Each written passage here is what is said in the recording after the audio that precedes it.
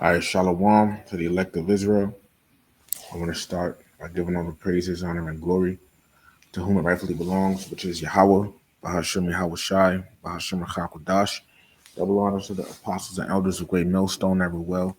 Peace, blessings, and salutations to the elect of Israel. And this lesson, I want to just go through Revelation chapter 17 and through 18 all at once. So as a heads up, Salakia, if maybe I have to cut it short or something, okay. Um, or if my computer freezes and you don't hear me talking or I have to go on mute or something like that, you know, if that happens, if I have to cut it short, then I'll do a part two, Lord willing, okay. And if my computer freezes or I gotta go on mute or something like that, just skip ahead to where I continue to talk. All right. But I wanted to go into these chapters, okay, and because it deals with America, its conception, and then Revelation 17 more so, you know, about talks more so about America, showing who it is, and then um, Revelation 18 deals with America's destruction. Okay, so I wanted to go through it. All right, and Lord willing, this is edifying to the elect, and it says the doom of Babylon. Okay, and that's going to basically be the title here. Let's just get the word doom real quick.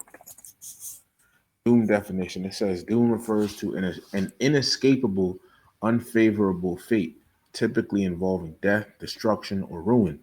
It signifies a disastrous end or a judgment that condemns someone to a negative outcome. As a verb, doom means to destine or condemn to a tragic fate or failure. Okay, because we know, and this is going to be a part of that the three woes playlist. So you just go to that, watch, get edified, Lord willing. Okay, because we know in the midst of America's destruction, it's like in the midst of World War III is going to be America's ICBM nuclear destruction. Okay, which also in the midst of that is going to be the deliverance and salvation of the elect of Israel. Okay, because Yahweh Shai will come back. All right, and before America goes out, you have the prophets here, the true prophets telling you about it, starting with our apostles and elders of Great Millstone and the like-minded brothers under them. Okay, it's the book of Isaiah, chapter 42, verse 9. Bear with me 1 second. It says, "Behold, the former things are come to pass, right? And new things do I declare. Before they spring forth, I tell you of them." Okay, so before these, things come to pass, the Lord tells us of them by way of his prophets. Okay, and the prophets are here. Okay, prophesying the down, as you hear brother say at the start of camp sometimes, prophets in the destruction and downfall of Babylon the Great, aka America. Jeremiah 28:8, the prophets that have been before me and before thee of old prophesied both against many countries and against the great kingdoms of war and of evil and of pestilence. Okay. And after America goes down, okay, that's going to be the end of Esau's rulership. Okay. This is after this place goes down. All right. Then comes the kingdom of heaven, the rulership of the Israelites, and the beginning of it that followeth, meaning as it says in 2 Edge 6 and 9, right? The beginning of it that followeth is the rulership of the Israelites. Okay. This is Daniel, as it says, Daniel chapter 7 and verse 8.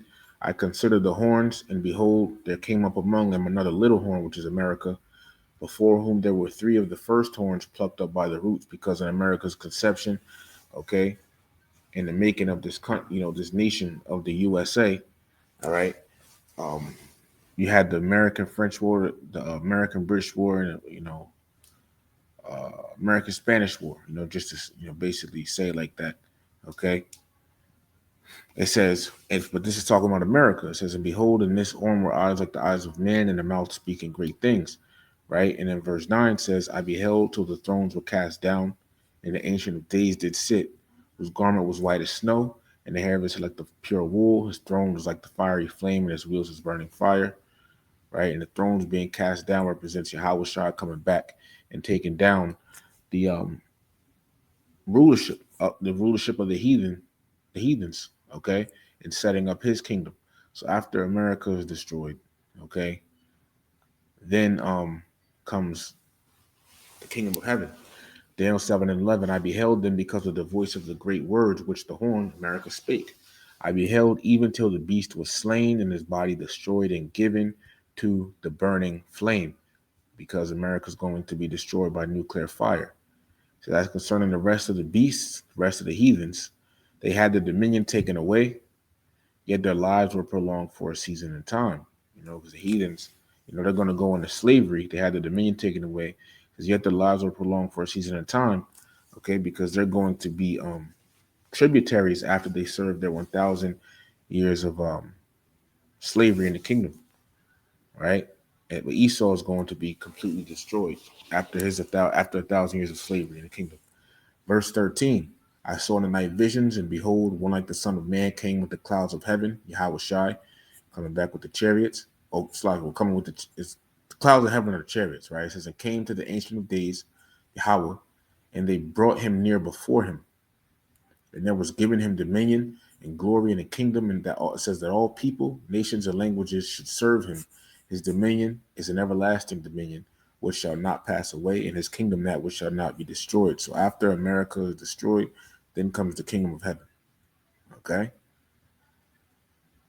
So we in the last point before the kingdom of heaven. Okay. Daniel the second chapter, right? What you're going to hear, right?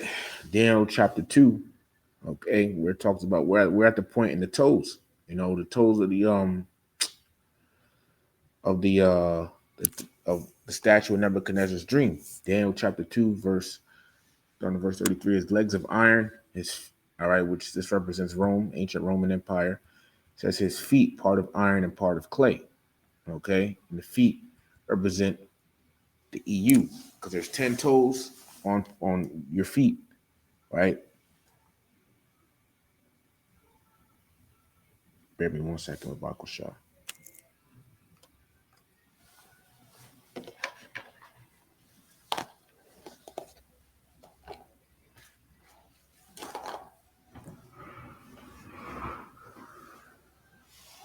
So lock here.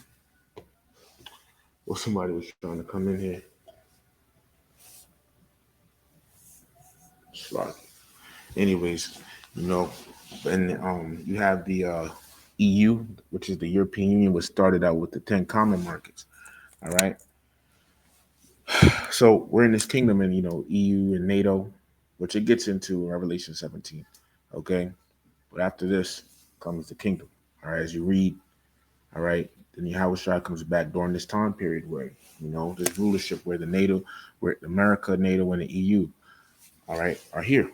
So without further ado, okay, and you can read these last two verses, all right. Let's go ahead and get into it. This is the book of Revelation, the 17th chapter, starting in verse 1. Let's go. It says, and there came one of the seven angels, which had the seven vials, right? And as you read in the previous chapter, Revelation 16, it says, and I heard a great voice out of the temple saying to the seven angels, go your ways and pour out the vials of the wrath of the Most High upon the earth. So one of the angels here, okay, just so you can understand what's being said. It says, and there came one of the seven angels which had the seven vials and talked with me, talking to the apostle John, also known as John the Revelator, saying unto me, come hither, I will show unto thee the judgment of the great whore that sitteth upon many waters. All right. The judgment, right? When you look this word judgment up here, it's krima. All right. Krima. And it says, getting right to the point, it says, the punishment with which one is sentenced. And the Lord, decrees things, he already has everything written. Okay. He already has America's destruction written. Okay. And in this vision, the apostle John is having, All right, he saw a woman. All right, but this woman represented America. Okay, so when the angel comes and talks to John here, he's basically telling John, right, that he's going to show him the punishment, which is the destruction of America. Okay, the angel's basically telling John, "Come here, I'm going to show you the destruction of America." Okay, it says, "I will show unto thee the judgment of the great whore that sitteth upon many waters." And the many waters is, it says in verse 15, "And he saith unto me, the waters which thou sawest, where the whore sitteth, are peoples and multitudes and nations and tongues," because America, all right, is a melting pot. Melting pot, America. What is a melting pot? Let me just see something. Melting pot, a pot in which metals or other metal materials are melted and mixed. All right, melting pot. All right. It says, let me just type in, why is America called a melting pot? It says America is called a melting pot because it is a nation founded on immigration where diverse nationalities, cultures, ethnicities, and religions merge over time to form a single blended society. It says popularized by a 1908 play, the metaphor suggests that different cultures mix and melt together, adopting American traditions to create a stronger unified nation. All right. So America is called a great melting pot. All right. Because in it, you have people from all different nations around the world. You have, Arabs here, you have Africans here, you have uh, what? Samoan people here, Polynesian people, Asian, East Indian, etc. The Israelites. All right. And it says this is a picture, of a play that was written before. It says The Melting Pot, the great American drama by Israel Zangwill. You see, and this is the pot right here, and representing America. And look at all. These represent the people, all peoples of the world in it. This is the Statue of Liberty. It says United States as a melting pot was popularized by the 1908 play The Melting Pot. So this term, the melting pot, all right, which was used to describe America because of its, you know, because of all the nations and people in it, all right, as a melting pot, all right, that term came from a play, all right, but nevertheless, it was described, all right, for, it was just, nevertheless, it was used to describe America, all right, and this was already written way before because the Apostle John, he was here before America was even a thing, man, okay, all right. So that's what it means. It says that sitteth upon many waters. I will show unto thee the judgment of the great whore, which is America, that sitteth upon many waters. The angel is about to show the apostle John the destruction of America. Verse 2, with whom the kings of the earth have committed fornication, right?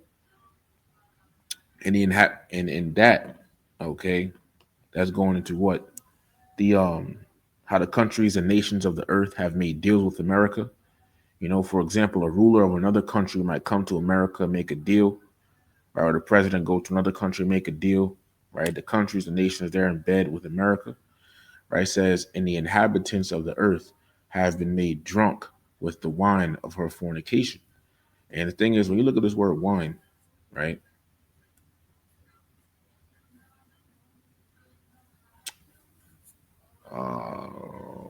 No, Slocky, when you look at the word drunk, Slocky, okay? It says methuo, that's the word in Greek. It says to be drunken metaphorically of one who has shed blood or murdered profusely. All right, Strong's definition, it says to drink to intoxication, i.e., get drunk. Now let's look up this definition of intoxication. Okay, intoxication it says the state of being intoxicated, especially with alcohol, right? Let me just see something. Intoxicated. Here it says drunk or under the influence of drugs. Okay, but under the influence, right? And the thing is, you have a term called Americanization. It says Americanization or Americanization, see spelling differences, is the influence of the American culture and economy on other countries outside the United States, including their media, cuisine, business practices, popular culture, technology, and political techniques, right? And their philosophies and ways of thinking. Okay. Because America pushes its ways, all right, on the its ways, its culture, its philosophy on the other nations and countries of the world, right? Well, this is why, like brothers say, you have leaders in different nations wearing suit and ties. Right here, it says United States-based fast food franchises such as this McDonald's location in China are widely seen as a symbol of Americanization in many countries. Why is a McDonald's in China? That is a whole different country. Okay, you know why? What is this for? You know, just giving you an example. Okay, here it says photograph used on the cover of a Nueva Ola record released in Argentina in 1960, an example of the Americanization that characterized the new youth mass culture. It depicts younger people dancing rock and roll, drinking Coca-Cola, wearing blue jeans, and admiring American singers. Simple. Hollywood. It says American military in Japan watching the two countries in a 2023 World Baseball Classic final. All right. A kosher McDonald's in Ashkelon, Israel, man. Wow. Oh, wow. Starbucks coffees at the Forbidden City, China. Yo. Burger King in Ankara, Turkey. All right. It says KOC University. I don't know how to say that. One of the top universities in Turkey is based on the American model. The university also has an American football team, the Kaz Rams. All right.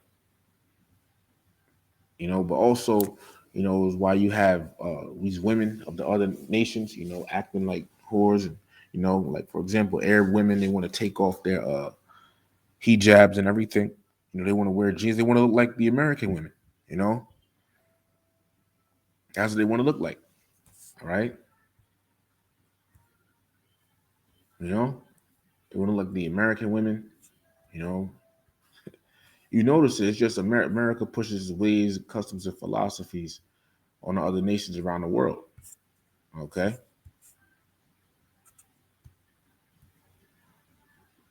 And, and what are examples of Americanization? An expression that refers to the dominant role of the United States in other national and regional cultures.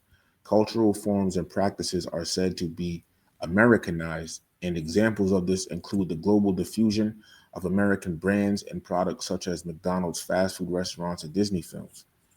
Okay, so let's go back. All right, so we get it now. All right, wine doesn't just mean like a literal bottle.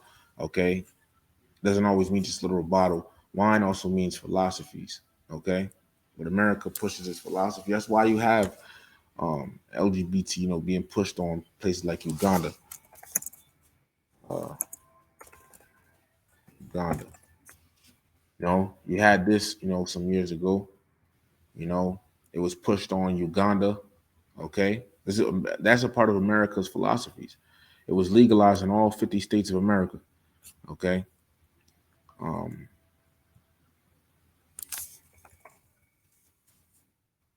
you know, says 6 months ago, which may have changed, but it said Jamaica still won't decriminalize being that.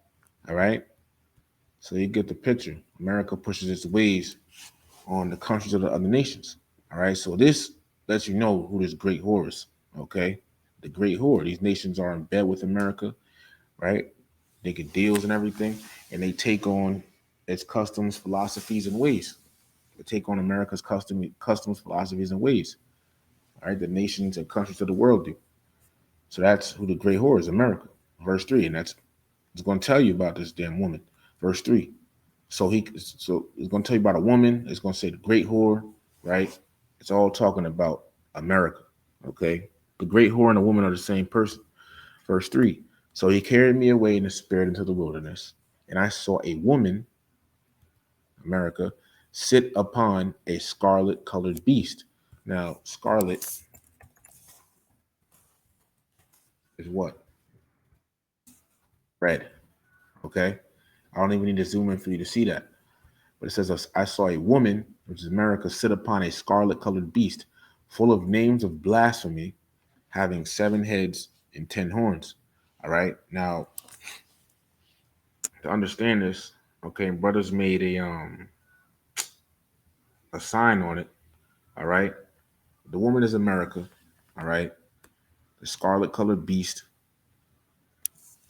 All right. I have a note here says the scarlet colored beast represents the entire beast system of Esau, all the 7 empires, the 10 horns. Okay.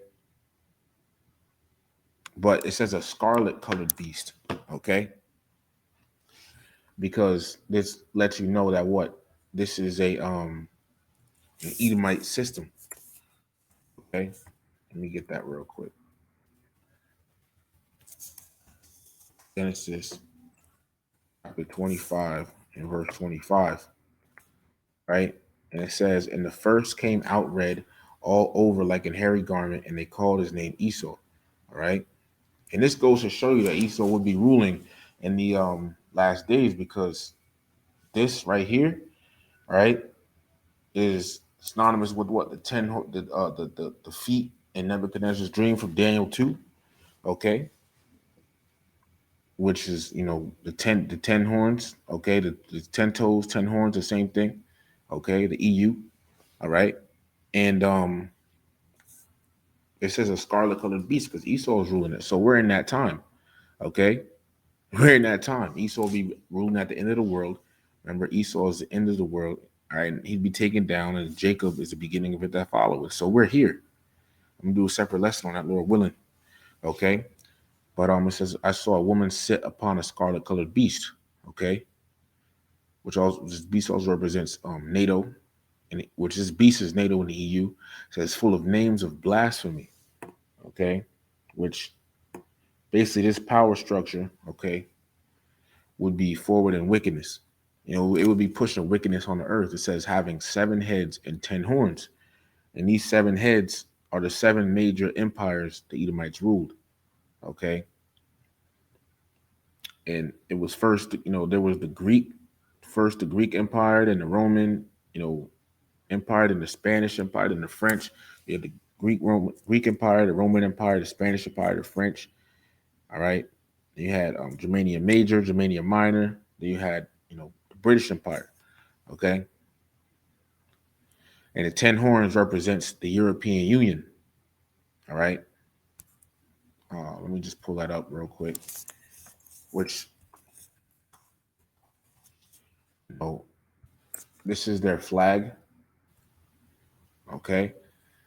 This is, the European Union flag. It says 1, 2, 3, 4, 5, 6, 7, 8, 9, 10, 11, 12, which really it should be 10.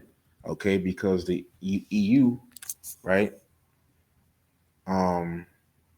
We cite this in what did the EU or European Union start as? The European Union was originally formed as the European Coal and Steel Community, but really, all right, it's not saying it for some reason. Okay, but it's called the European Economic Community, or the EEC. Okay, says the European Economic Community was a regional organization that aimed to integrate its member states economically. Right, it was created by the Treaty of Rome of 1957 upon the formation of the European Union in 1993. The EEC was incorporated and renamed as the European Community. All right. And the thing is, you can also go to their website, which I'm about to do. All right. You can see. Now, let me just go here. All right. Because they have a timeline of these things. All right. Timeline. Let's just get a timeline. Because remember, the scripture says, what? having. So we know what the seven heads are, as I just said, and the 10 horns. The 10 horns is talking about the European Union. Now the European Union has a whole bunch of nations in it. Okay, but originally it started out as 10. Okay, all right. Let me just let me see if I can just find it. This is on their website, by the way.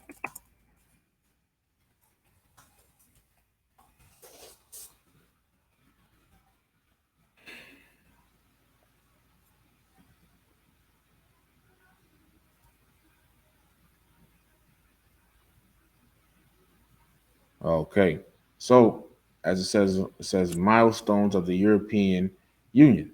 All right, it's on their website. All right, European Union, right? Edomites. Okay, remember scarlet colored beast, Esau. So 1957 says the Treaty of Rome. Two treaties are signed establishing the European Economic Community, the EEC, and the European Atomic Energy Community, Euratom. All right, both have separate institutions, including the Supranational Commission, which are later merged with the ECSC. All right, but it was still called the European Economic Community by this time, right? So, Treaty of Rome. Why is it called the Treaty of Rome? Why is it called the Treaty of Rome? Because it says the Treaty of Rome was an agreement signed in Rome, Italy on March 25th, 1957, to establish the European Economic Community. Okay, that's why. All right, it says this treaty resulted from many years of plans and negotiations for a united Europe that would benefit all countries and help prevent future catastrophic conflicts like World War II. And it's not going to stop it. Actually, this is a part of it. It's going to lead to it. All right, but this is all part of the Lord's will, as you're going to find out. Okay, later on, we're willing. So it was signed in Rome, Italy. All right, the Treaty of Rome. Okay, and at the time, the EU was called the European Economic Community. So they had what's called the first enlargement, right?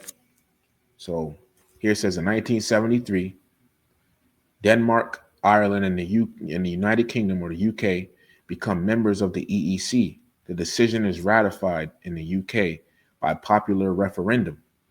All right. In 1981, Greece joins as well, followed by 1986 by Portugal and Spain. In 1995, Finland, Sweden, and Austria become members of the European Economic Community. All right. Let me just see something here. All right. Because I want you to see the timeline. They normally have it. Just gotta find it. Let me just try to find it so you can see it.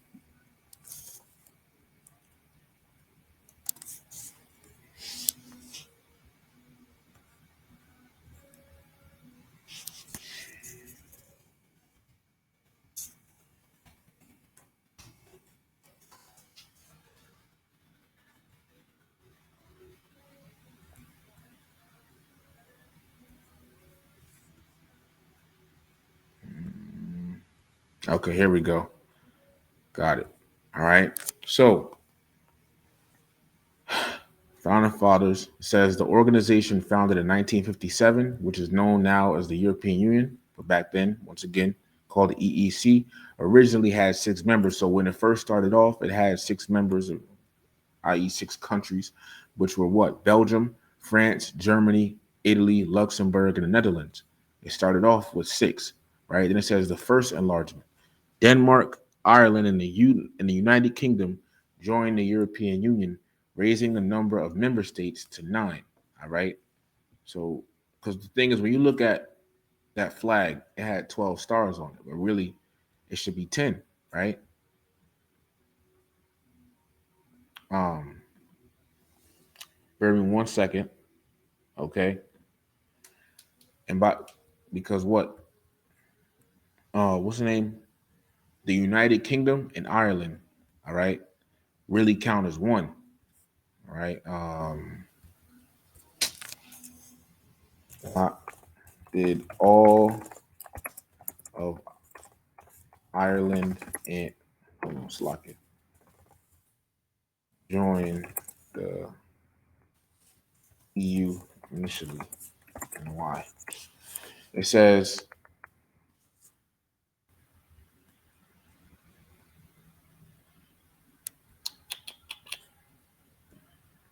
hold on, Slocket. Let me actually ask Google Gemini because there's history behind it, right? Just to show you why, real quick. We move on. Did all of Ireland join the EU initially, or no?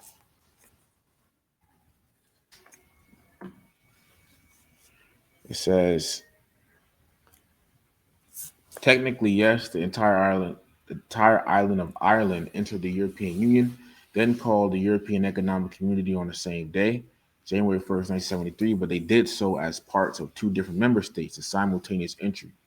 Because the Republic of Ireland and the United Kingdom, which includes Northern Ireland, right, coordinated their applications, the entire island became part of the European project at the same exact moment. The Republic of Ireland, it says, joined as a sovereign nation um, following a massive 83% yes vote in the 1972 referendum.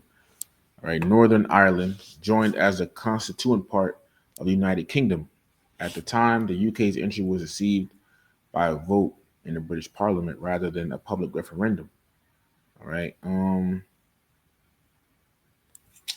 because it was basically like Northern Ireland versus the Republic. All right, we just try to ask it because it's history on it.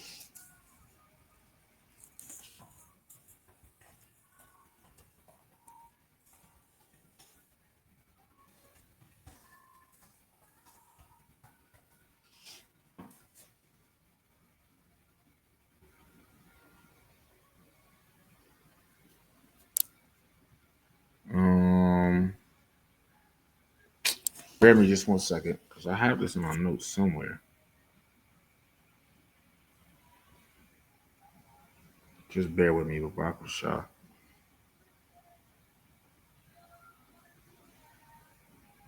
So I had this in my notes, man. you know. Um,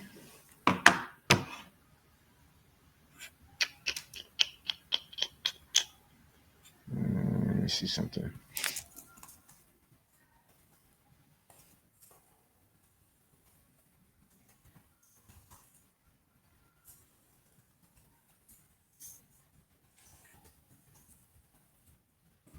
Wait.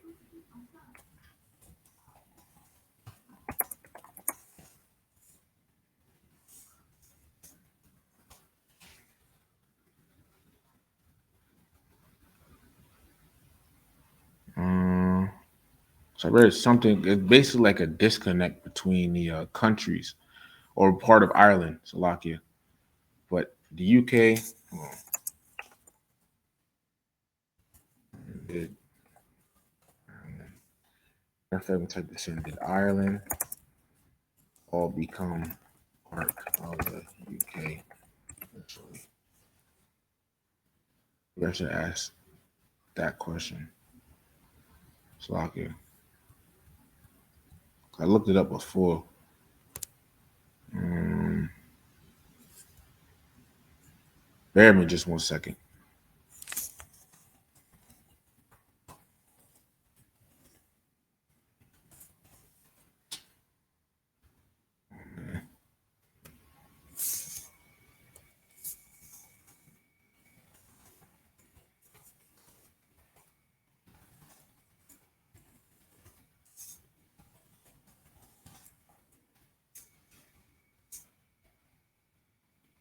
Uh, it's basically a disconnect, Salakia, because I got to go into the history again.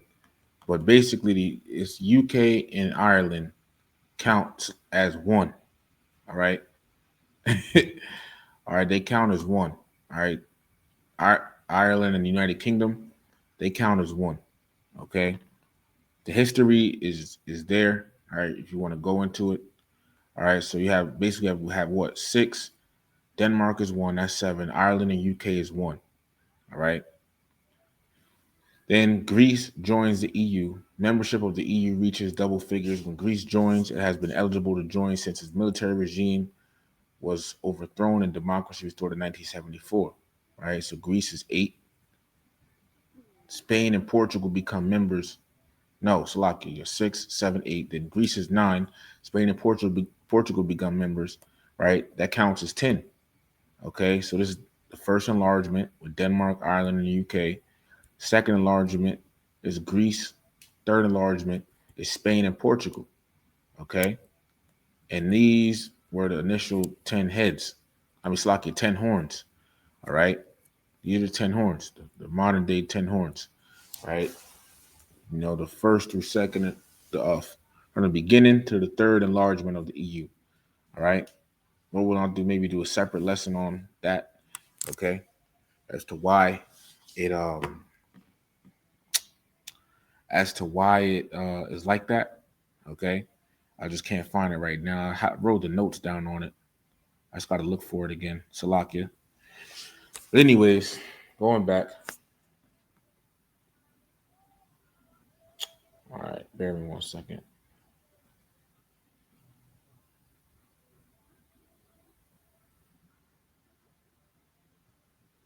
Right. And by the way, by the time, let me type this in. By the time of the third enlargement, did the EEC become known as the EU? So by the time the third enlargement, organization was still for the EEC. So let me just type in when. Okay. So by the fourth enlargement, okay, but still. All right. You know, Google Gemini is fucking up right now. Because the transition to name EU didn't happen for another 7 years, okay? But after from the first countries joining to the third enlargement, initially after that, it became the EU. Okay. They say the fourth enlargement, but still, all right. EEC is when the initial horns came in. All right. So going back now, verse 4 says, "And a woman to do with America was arrayed in purple and scarlet color." All right. The purple represents royalty. All right. You know, um, because what? America has been known as the top country of the world for a long time. All right.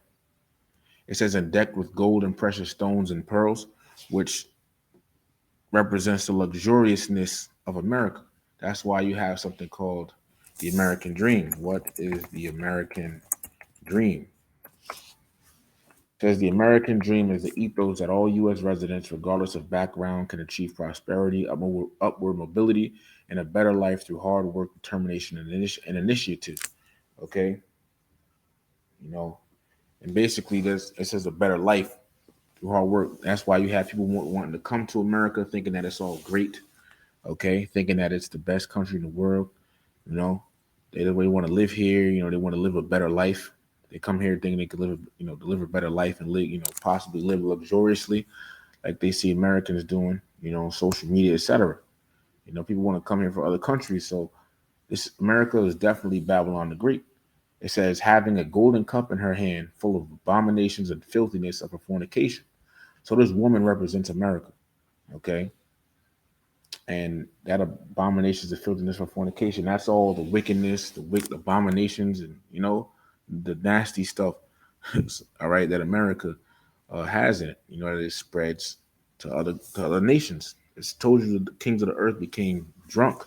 The other countries and nations of the world have taken on that wicked American philosophy and way and culture, all of that. You know, verse 5, and upon her forehead was a name written, mystery, right? Um, and written mystery because many people cannot explain this vision here, all right, of what Babylon the Great is. Okay. And it says Babylon the Great. And Babylon in the Hebrew is Babal, which means confusion. All right.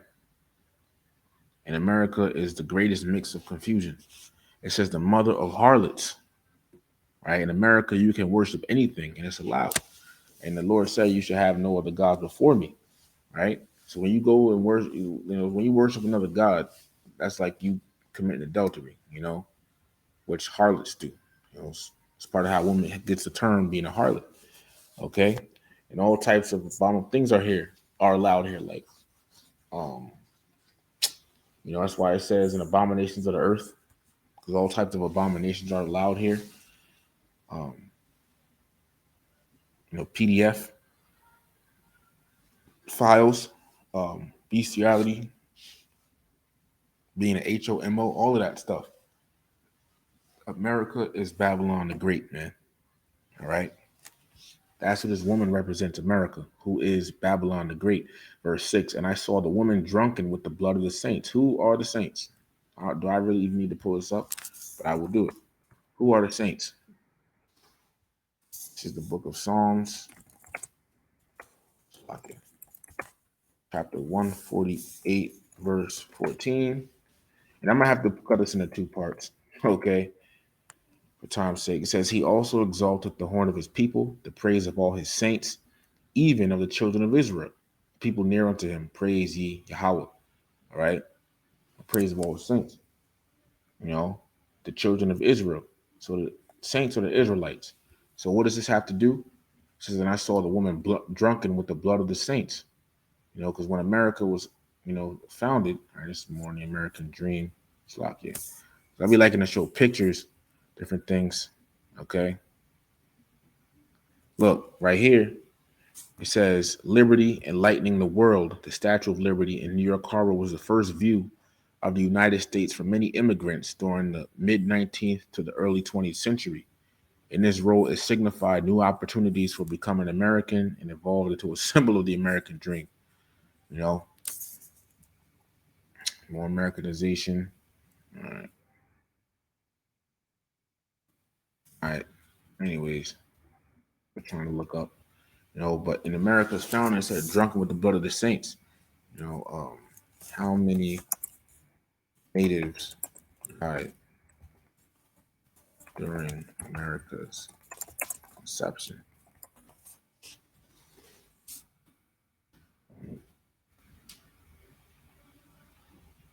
It says here, genocide of indigenous peoples. When European settlers arrived in the Americas, historians estimate there were over 10 million Native Americans living there. By 1900, their estimated population was under 300,000.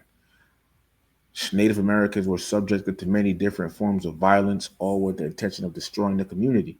In the late 1800s, blankets from smallpox patients were distributed to Native Americans in order to spread disease. There were several wars and violence was encouraged. For example, European settlers were paid for each Penobscot person they killed. In the 19th century, 4,000 Cherokee people died on the Trail of Tears, a forced march from the southern U.S. to Oklahoma. In the 20th century, civil rights violations were common and discrimination continues to this day. Okay. Then you had, slavery. How many slaves died? It says between 15, because you have the Northern Kingdom, Gad and Reuben, so-called Native American and Seminole Indians here, right? Then you have, the Southern Kingdom of Israel, so-called blacks, right? Came over here in slavery. It says between 1500 and 1866, 12.5 million enslaved Africans were transported to the Americas, about 1.8 million of whom died on the Middle Passage of the transatlantic slave trade, right? Let me see. During slavery in America. There's approximately 2 million Africans died during the Middle Blue Passage, right? Let me see, slavery era. It says, I keep saying the Middle Passage, but still, we know a lot of Jake died over here in slavery in America. Like, that's not even debatable, okay? So this land is soaked in the blood of the saints, blood of the Israelites. It says, and with the blood of the martyrs of Yahweh Shai, right? Because you're going to have some of the elect that get martyred for Yahweh Shai in these last times before America is destroyed. Revelation chapter 20 and verse 4. And I saw thrones, and they sat upon them, and judgment was given unto them. Talking about to the elect. This is the Apostle John seeing the elect sitting on thrones in the kingdom, right? And I saw the souls of them that were beheaded for the witness of Yahweh Shai. He saw, those that got beheaded for Yahweh Shai and for the word of Yahweh, which had not worshipped the beast, neither his image, neither had received his mark upon their foreheads or in their hands, and they lived and reigned with Hamashiach 1,000 years. You see, so, and this is the end time prophecy, the beast, and the MOTB, right? That's an end time prophecy. That's going to happen before America is destroyed, okay?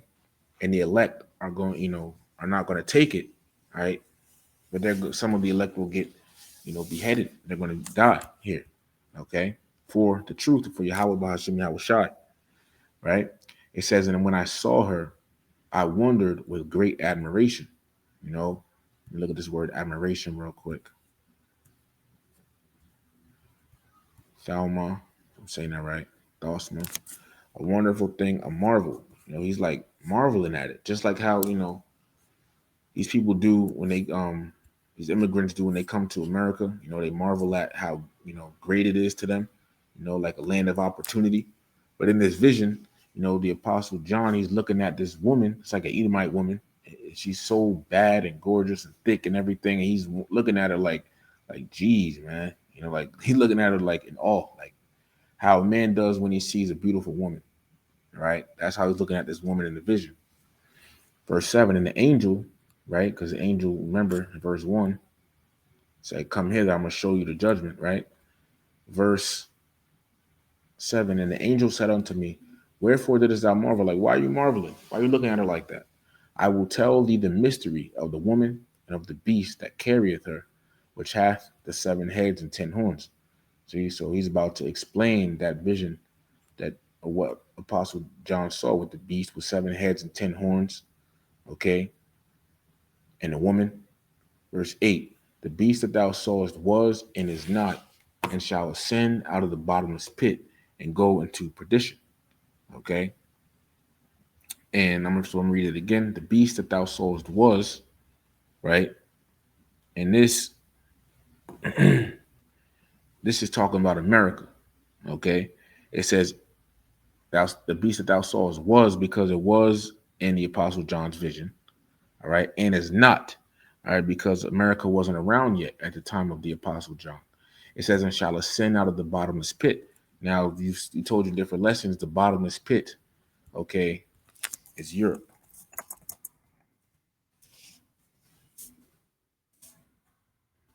Right? See, I don't know if I get a good picture of this. Yeah, it's Europe, okay?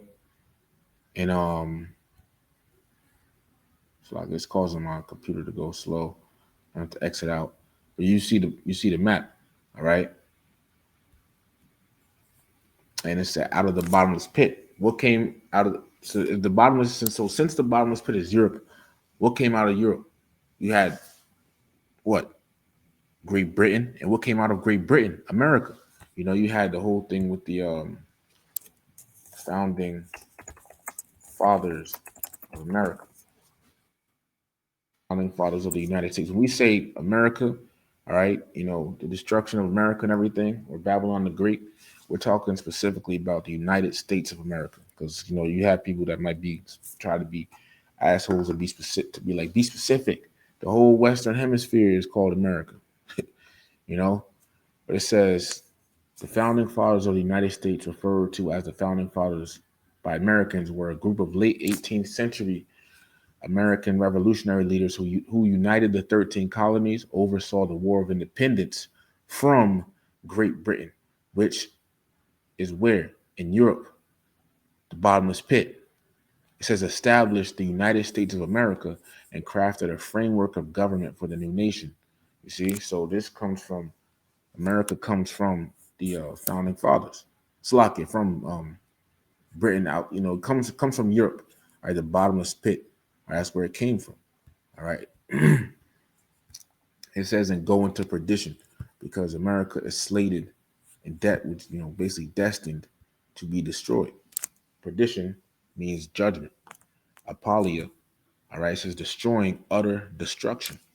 See, vessels is a perishing, ruin, destruction. America is going to be destroyed by what? Nuclear missiles. All right, that was set to go down like that ever since its beginning. Isaiah 13 and verse 9. Behold, the day of Yahweh cometh, cruel both with wrath and fierce anger, to lay the land desolate. What would be able to lay a whole country desolate? Desolate means empty. Nuclear missiles. It says, and he shall destroy the sinners thereof out of it. All right. You know, that's what's going to. Let me just have Google Gemini up. So, ask when I need it. Let me just ask this real quick. Would nuclear missiles, CBMs, on America completely destroy it? 200 million of them. Because remember Revelation 9, right? It says that is an astronomical number, so high, in fact, that it's physically impossible for it to happen. Yeah, right. And that's the thing. This is Google Gemini AI. The Lord is in control. Not no, this doesn't make it law. Okay, you know, people don't think Yahweh Shai. People never thought that we would wake up. Okay, the Israelites. All right, but it says complete erasure of the surface. All right, but as we know, what the Lord says goes. So basically, yes. Okay. It says complete erasure of the surface. America has a land area of about 3.8 million square miles. 200 million nukes would mean roughly 52 nuclear detonations per square mile. There would be no United States left. The entire landmass would essentially be turned into glass and dust. And that's coming, but it's going to be desert animals living here afterwards. All right. That's the destruction slated for America. It says, and they that dwell on the earth shall wonder, whose names were not written in the book of life from the foundation of the world, when they behold the beast that was and is not and yet is. Okay. So now, verse 9. And here is the mind which hath wisdom. The seven heads are seven mountains on which the woman sitteth. Right. And mountains, right? Let's get it here. Mountains, and this is the you hear about this in high school, whatever, U.S. history. The devil teach you about how they stole this country and defeated your brothers and sisters, Northern Kingdom, all right, and enslaved Southern Kingdom. They teach you about all these people, man. All right. Anyways, what was I about to get? Slovakia. Oh yeah, mountain definition. Just to show you, he's not talking about literal mountain. All right. It says mountain here at large natural elevation of the Earth's surface, rising abruptly from the surrounding level, a large steep hill. However, okay, you have what's also called summit. I should have pulled that one. Summit. It says the highest point of a hill or mountain, one, but two, a meeting between heads of government. Okay, and government means basically rule, basically rulership, right? Because these governments, have what? G7 summits, right? So G7 leaders attend a working session at the, you know, uh, basically these world leaders gathering. All right, that's basically what it is.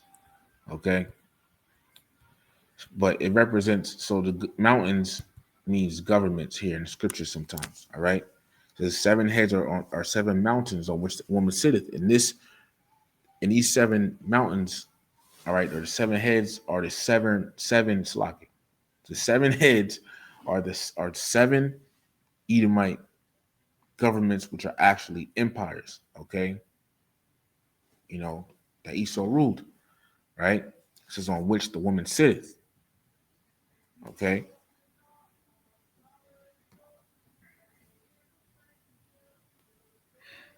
All right. So the angel is talking about 7 empires here.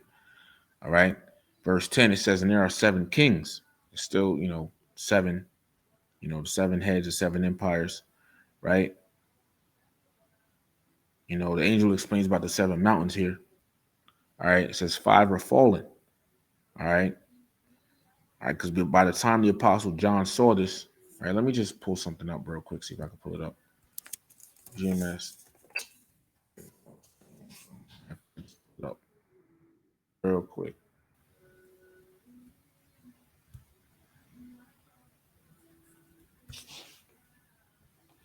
Okay, just so you can see, this is the picture, brothers put together, right? So it says 5 are fallen, right? Because by the time the apostle John saw this vision, all the other empires, right, or kingdoms of governments were in subjection to the ancient Roman Empire, right? Greece, which was called Gracia back then, uh, Gallia or Gaul, which was France, okay? Um, Hispania, which is called Spain, Germania Superior, all right, which was Germany Major, and Germania Inferior, which is Germany Minor. These are the 7 heads. All right, the 7 heads equals 7 governments or kingdoms ruled by Esau, by the Edomites. All right, those are the 7 heads, right? But 5 are fallen. Okay, Slakia. The 5 I just listed, all right, were in rulership. Slakia were in subjection to the ancient Roman Empire. Okay, those 5 governments. Okay, or 5 empires rather. Right, those places were in subjection to the ancient Roman Empire. It says that one is because by the time the Apostle John wrote this vision, the Roman Empire was around. It was in power, right? It says, and the other is not yet come, which is what? The British Empire, all right? But at the time of the Apostle John, he was writing this, the British Empire had not yet come. It wasn't time for him to rule. It wasn't time for the British Empire to rule yet, okay? So the 7 heads, right, are Germania, but it starts with the Greeks. All right, the Greek Empire. All right, Rome. Right, I'm not going in order except for with the Greeks, but you have Greeks, British, Germanian Minor, Spanish, French, the Romans, Germanian Major. Right, these are the 7 heads. Okay, the 7 empires ruled by Esau. All right, so Revelation 17, the 5 fallen. Right, once again, Gracia, which is Greece, called Greece back Greece, which was called Gracia back then. Gaul, France, which was called Gallia or Gaul back then. Spain, which was called Hispania back then. Germania Superior, right, which is Germania Major, and Germania Inferior, right, which is Germania Minor. Those were all in subjection to the ancient Roman Empire, and one is talking about, um, you know, Rome at the time of the Apostle John when he wrote this vision. All right, the ancient Roman Empire was in power. Okay, let me just see if I can type something. Was Roman Empire in rulership? We just ask Gemini, matter of fact, because what AI does, it's like, you know, it sums up from sources. Was also was the Roman Empire in power during the time on receiving and writing Revelation?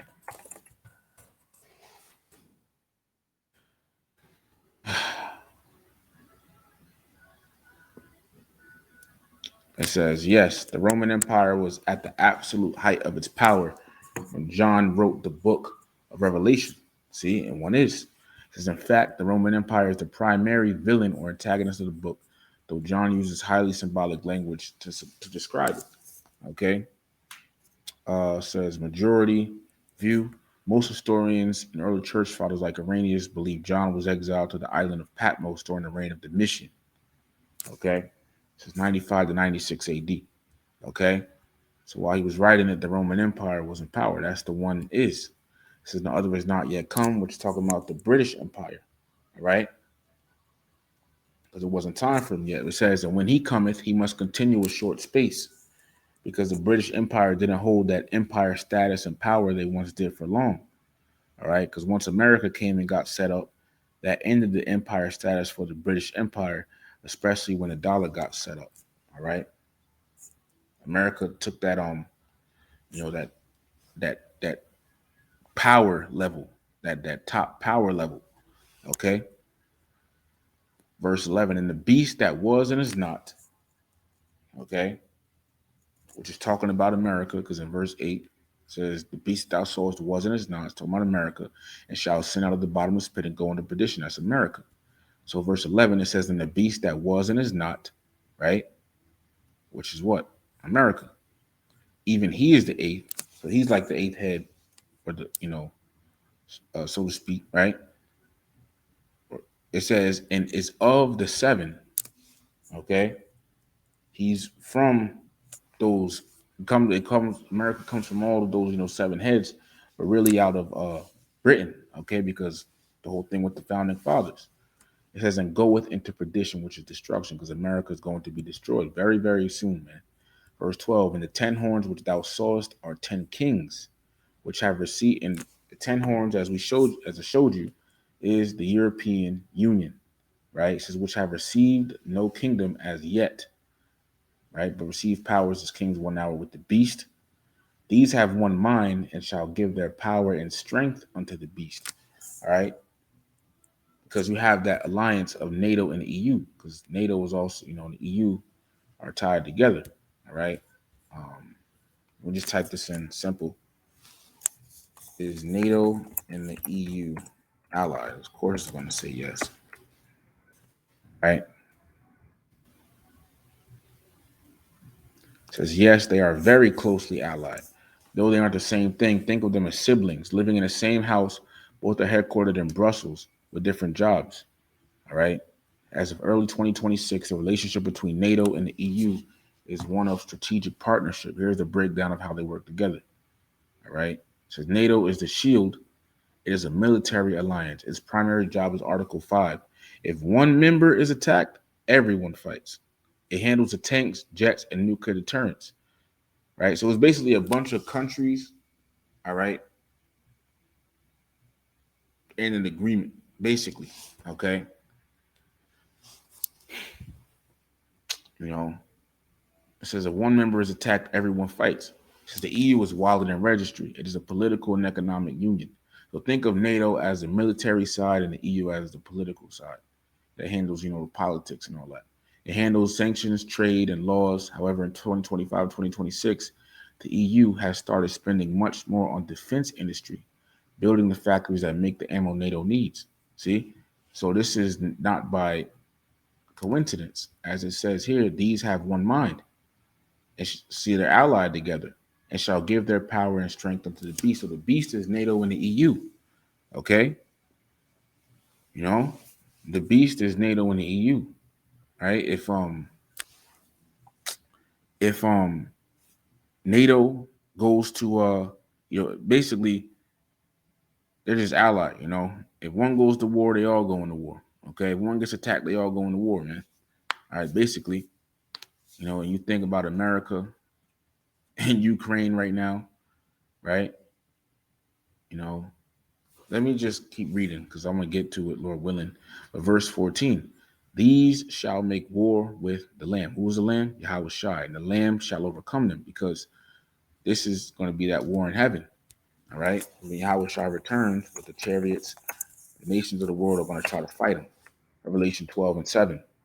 And there was war in heaven. Michael and his angels fought against the dragon, and the dragon fought and his angels and prevailed not.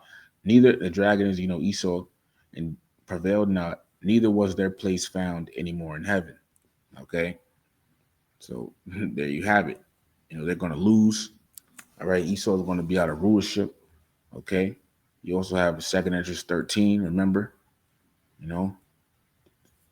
So NATO and the EU as well is going to try to fight Yahweh Shai when he returns, but they're going to lose miserably. The victory for Yahweh Shai is already written.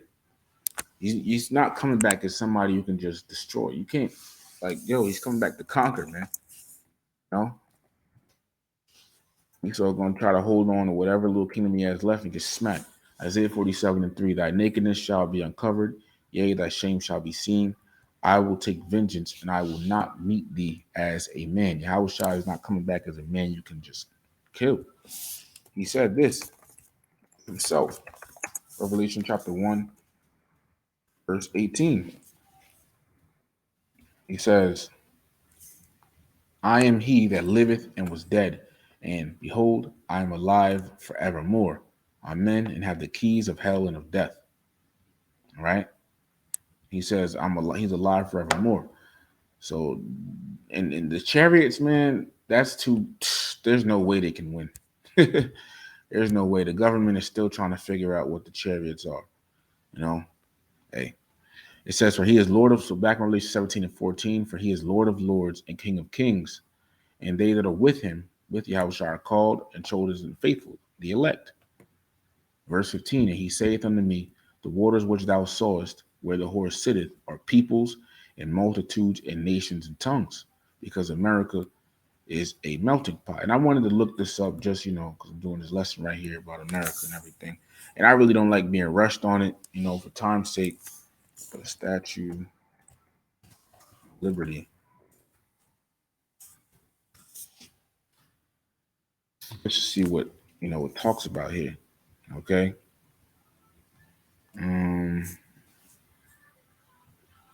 Check this out. The Statue of Liberty is a figure of a classically draped woman inspired by the Roman goddess of liberty, Libertas. A classically draped woman. This is that, and it's in America. It's in New York. Over here in Jersey, you go to Liberty State Park. You can see it just from the edge of the park. It says the Statue of Liberty is a colossal neoclassical sculpture of a robed and crowned woman on Liberty Island in New York Harbor within New York City, United States. All right. And guess what? It's on the water. It is on the water, man. You know, did not this, and not saying that this specific statue is the woman, all right, because America is the woman in Revelation 17. But did it not say up here, Revelation 17, and the woman was arrayed in purple, the scarlet color, like she had like a dress on in the Apostle John's vision. You know, it's just so in the fact that this statue was placed in America goes to show you America is Babylon the Great. All right, and this is not saying that this statue is Babylon the Great because it's not. All right, Babylon the Great is the USA. All right, as a whole. Okay, the Lord is going to completely wipe it off the map. All right, and the Statue of Liberty is the back of it. It's on the waters. And what did it say at the top of this chapter? I will show unto you the judgment of the great whore that sitteth upon many waters. And guess what? Even in this Statue of Liberty, you have people that go inside of it. Okay, look at this. Remember your first rule of American liberty. Your duty by your duty by the United States government bonds second liberty loan of 1917. America used to be, that like America's status is fading as a top world power because it's going to be destroyed. But it used to be that country, man, so to speak. But see how it sits on top of the waters. You can't tell me America ain't Babylon the Great, man. All right. You see, people can go inside of anybody, as long as they're U.S. citizen, can go up in here. All right. Man, look at that. And in different countries, this which had to have the Statue of Liberty in there, it fell over. Okay. This thing is crazy, man. Shit is crazy. You see, it's on top of the waters. Oh man, you could. Hey man, America's finna be destroyed, man. Okay, it's gonna be destroyed. All right, let me go back, man. All right, so verse 16 it says, "And the 10 horns which thou sawest upon the beast, all right, the EU, right? These shall hate the whore." So America is going to do something to make the EU, the European Union, hate it. Okay, and it's already going on as we speak. All right, let me type this in. What are EU and American relations like today? Right. Let's see news.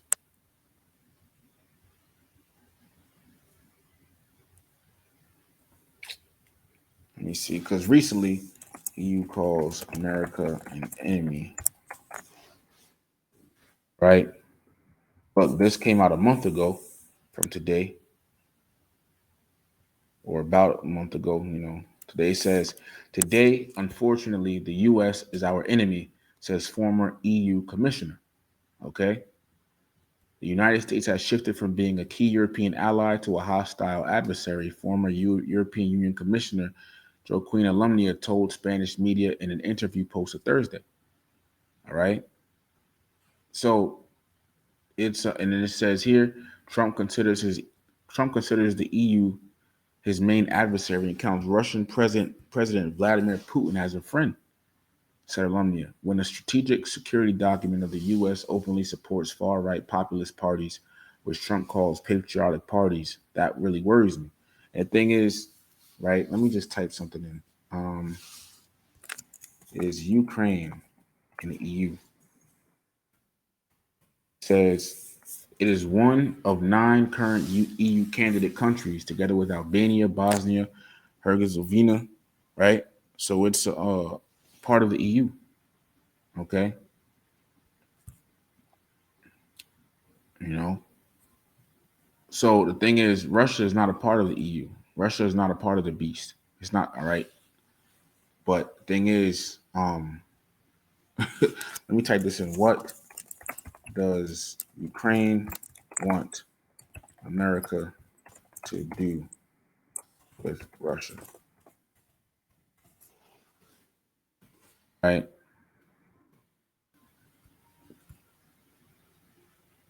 Um, because basically it's like the Ukraine and Russia are at war, right?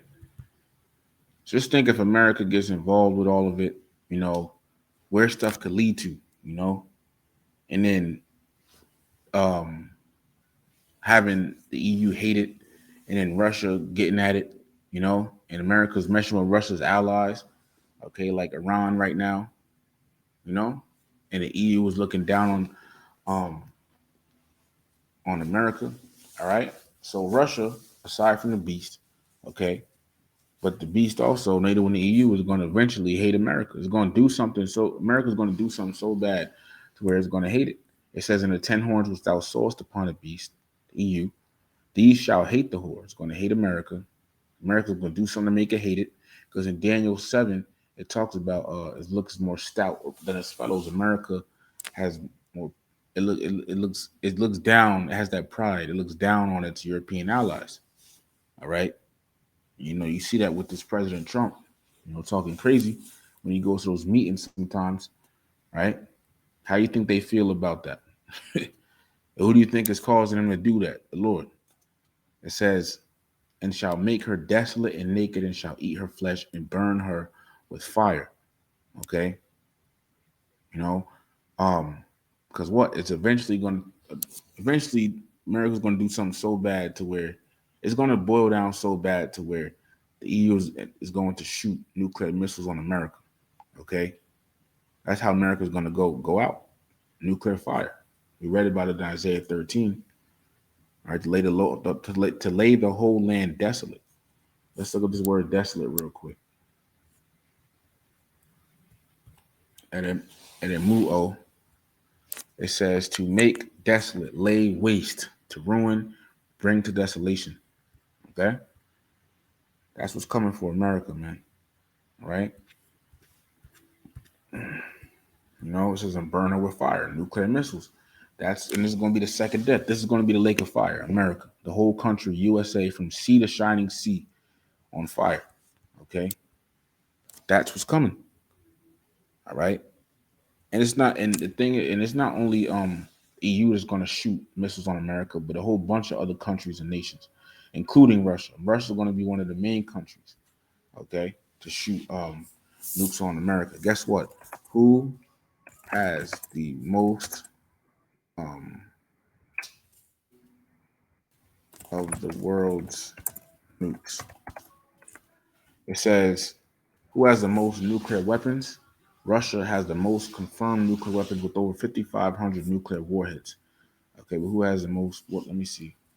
Let me type this in. What countries have the most of the world's nukes? 9 countries are thought to have nuclear weapons today, but over 80% of warheads are held by just two: Russia and the United States. That's no coincidence. The Lord is cooking something up here. Okay, so let him work. Verse 17 it says, "For Yahweh hath put in their hearts to fulfill His will, and is in their mind, in the minds of the you know EU, NATO, to fulfill His will." Okay, and once again, if the EU shoots missiles on America, NATO's also going to get involved with whatever, because they have one mind together. They have each other's back, basically. It says, "For Yahweh hath put in their hearts and their minds to fulfill His will," Proverbs 21:1, right? And to agree and to give the kingdom to the unto the beast. So the Lord caused NATO and the EU to come together like that. All right. He caused them to come together. All right. It says until because of what? So prophecy can be fulfilled, so it can lead to them destroying Babylon the Great. It says until the words of Yahweh shall be fulfilled. See, the Lord purposes to destroy this place. Right. So the angel's he's explaining the vision that the apostle John saw in verses 1 through 6. Revelation 17, verses 1 through 6, Apostle John sees the vision. The verses 7 on down, the angel explains it. Okay. In verse 18, and the woman, which is that whore, also called Babylon the Great, which is America, says, and the woman which thou sawest is that great city which reigneth over the kings of the earth. Somebody may say, it says a city. Well, it's not talking about, so it can't be talking about America. America got a whole bunch of cities. Well, you idiot. This is talking about America, okay? But when you go to Revelation, right? Because I'm not gonna have time to do Revelation 18, so I'll just have to stick with Revelation 17 for now.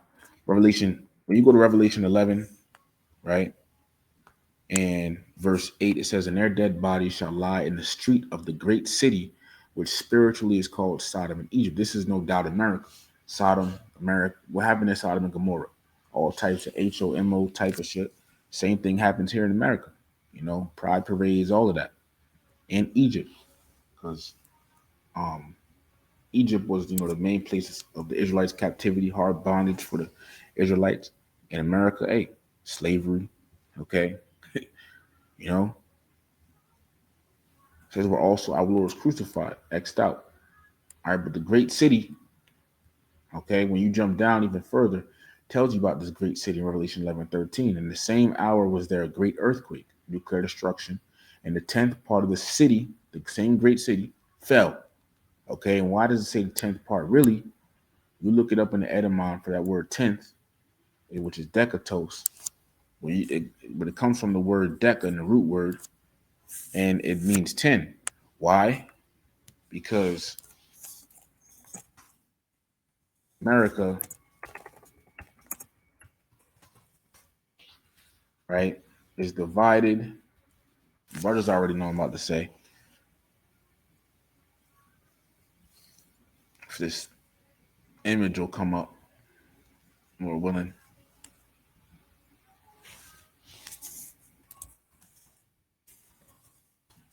Just 1 second. Okay, see, it's on FEMA's website. America is divided into 10 FEMA regions. 1, 2, right?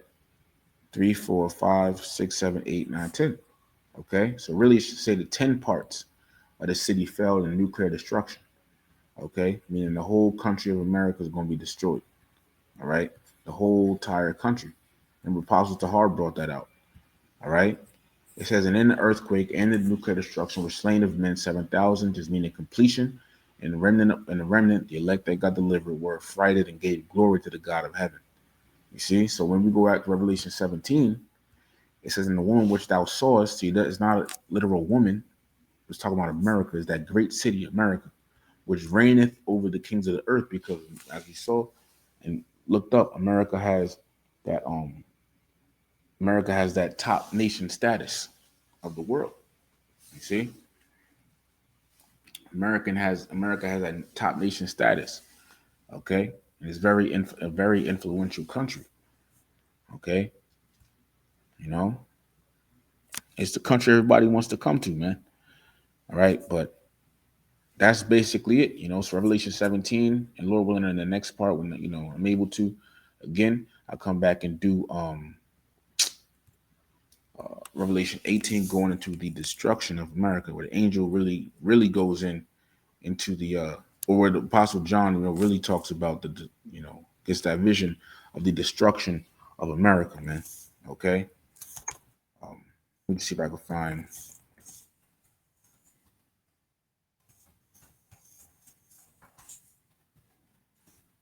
um picture. Just want to see if I can find a picture. If not, then it's cool, you know. But hey, it's sold for this place. All right, I can't really find a picture, so it's all good. So hey, Lord willing, the lesson was edifying. Okay, give me 1 second. But Lord willing, the lesson was edifying.